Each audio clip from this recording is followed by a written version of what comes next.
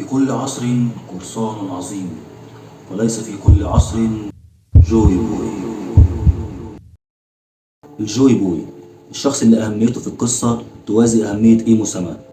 غير معروف كان قرصان ولا لأ، المعروف إنه أبو الدي، الشخص اللي عاش في القرن الفارغ، المعروف باسم نيكا وبلقب إله الشمس أو محارب التحرير، صاحب أول قبعة قشية في القصة وأكبر قبعة في القصة.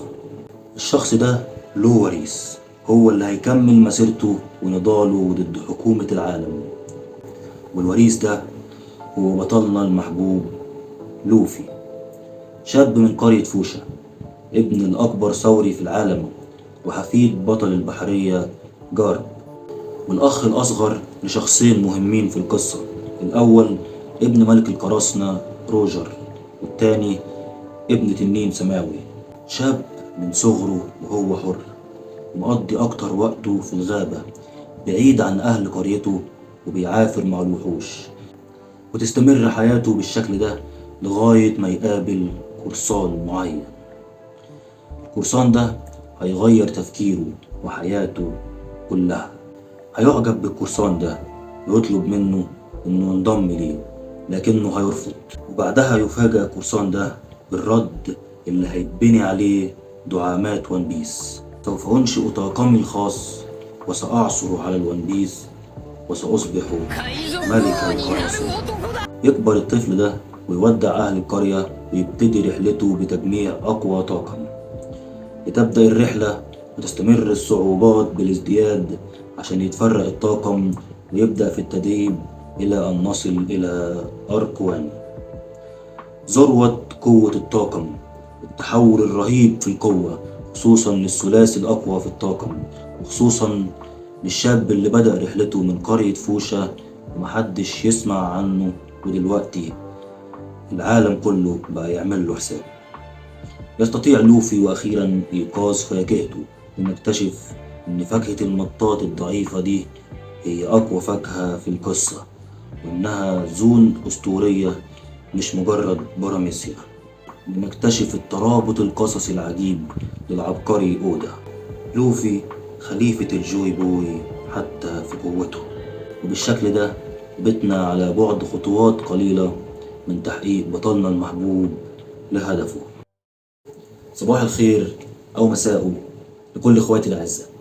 أخيرا بعد ما الكل زاط، قبل ما تكمل الفيديو انزل اشترك في القناة دلوقتي وفعل زر الجرس عشان يوصلك كل جديد، واضرب اللايك. بس كده استمتعوا. وكل اللي رايح واللي جاي واللي قاعد في وسط صحبتهم في حاله مش داري باللي بيحصل، بعد ما الكل اتكلم عن الحلقة واللي قال لك حلقة أسطورية واللي قال لك دي مهزلة، وأنا لسه شايفها النهاردة. بس ده كان شيء كويس عشان أعرف أشوف كل الآراء، فأنا لا تبع اللي طبله ولا تبع الهبيدة اللي انتقموا. تعالوا بقى نسمع رأيي في الحلقة. يلا بينا.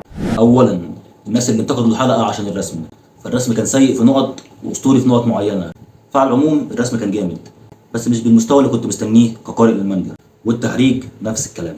وعشان محدش من المطبلين يتهجموا عشان انا ون بيسي وعارف شبهت ون بيس كويس، انا اساسا منزل حلقه في القناه عن اسوأ فانزات الانمي، وطبعا معروف فانز ون بيس وفانز اتاك سقف التطبيع عندهم واصل لحد فين.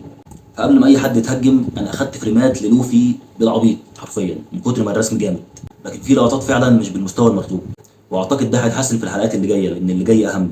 لكن تحريك الكاميرا الافتراضيه كان من افضل الحاجات اللي في الحلقه.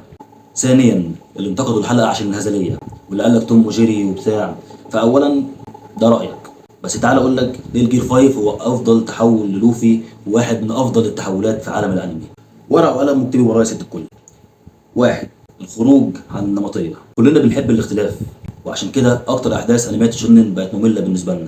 على سبيل المثال التحولات الكتير للسوبر سايجين، انا عن نفسي زهقت منها، لكن لما جت الغريزه الفائقه جت بشكل مختلف بعيدا عن صبغات الشعر لان دي فعلا نقطه ضعف وتكرار، لكن المغزى هو الاختلاف في المضمون، طريقه القتال، التقنيات وهكذا.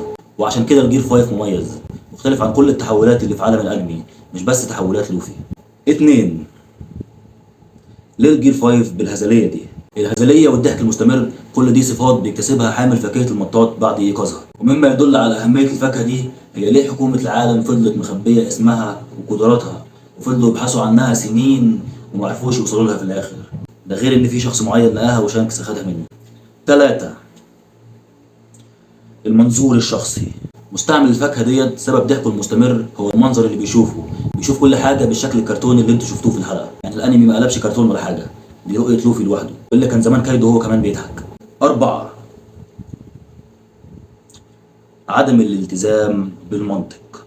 من اهم مميزات وقوه التحول دوت هو عدم الالتزام بالمنطق.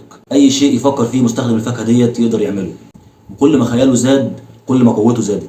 وده نفس نظام الشخصيات الكرتونيه، شخصيات ما تعرفش يعني ايه منطق، تتفعس وتعيش تكبر تبقى بحجم عملاق، مفيش منطق يقدر يوقفها. وعشان كده لوفي يقدر يستخدم عناصر الطبيعه الخمسه من غير ما يكون مستخدم لوجيا، وده بسبب قدره الفاكهه ديت.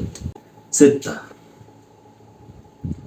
علاقة التحول دوت بالجوي بوي والقرن الفارغ.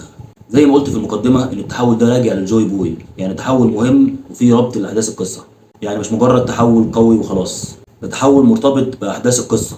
خصوصا جوي بوي، الشخص اللي اتكلمت عنه في المقدمة، الشخص اللي يعتبر أساس القرن الفارغ. والأهم إنه له يد في جعل روجر يسمي جزيرة الون بيس باسم لافتيل، بمعنى جزيرة الضحك. فكل ده يديك نبذة عن أهمية تحول لوفي وأهمية ضحكته وارتباطها بكنز الون بيس. 7. لوفي من بداية القصة واحنا عارفين انه شخص مرح وكوميدي، وقدرة بالشكل دوت هتليق عليه، وده اللي حصل. فدي كانت أهم النقاط اللي بسببها التحول ده يعتبر تحول عظيم. هل الارت دايركشن أوفى التحول حقه؟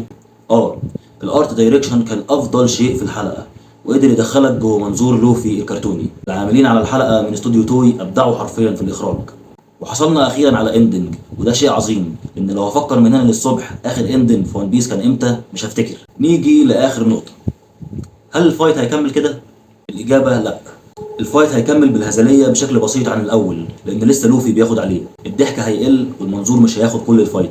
الفايت بالجير 5 يعتبر لسه بادئ أساسا، واللي جاي دمار، حرفيا دمار. بس الحلقة كانت ممتعة، وأنا كنت مستني الحدث ده في الأنمي بفارغ الصبر، وفعلا ضحكت سواء من ضحكة لوفي أو لعبه بكايدو. ففي النهاية تقييمي للحلقة هو 7/10 بسبب مشهد هيوري وأوروتشي اللي حرفيا كنت هتفقع بسببه.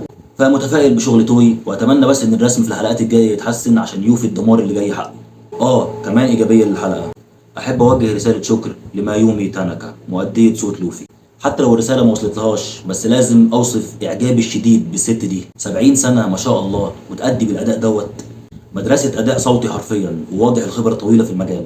حرفيا يمكن يكون افضل اداء لمايومي، مش بس لشخصيه لوفي، ده يمكن يكون افضل اداء لمايومي بشكل عام. من ضحكات لوفي المختلفه للرجوع للصوت الجدي ثم الناعم ثم الهزلي، مش طبيعيه حرفيا.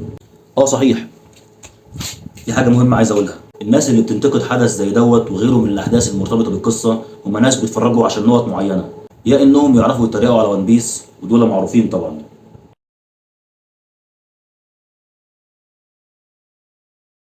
يا ناس ما شافتش ون بيس وبيستغلوا الترند ويتحشروا جواه من غير ما يكونوا عارفين ايه اللي بيحصل، او ناس بتحب الاكشن والكوميديا بس. فدي رساله لاي حد بيشوف ون بيس، اهم حاجه في العمل ده واللي بسببها ون بيس هو اكتر عمل فني له نظريات هي القصه والحبكه. فاتمنى اي حد بيشوف ون بيس يكون عارف النقطه دي.